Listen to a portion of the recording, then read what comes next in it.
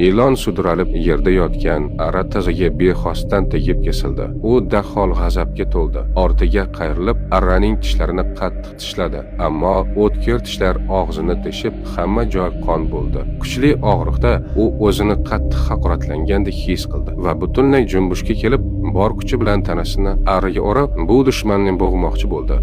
Natija oldindan ma'lum edi. U qanchalik qattiq siqqan sayin tishlar shunchalik chuqur botdi. Oxirida tanasi tig' bilan butunlay kesildi. Psixologiyada buni yovvoyi ot effekti deyishadi. Sabab atiga kichik jarohat bo'lishi mumkin, ammo halokatga olib keladigan narsa shu jarohat tufayli o'zing yaratgan ortiqcha hissiy reaksiya. O'sha ilon hech tushunmay o'ldi.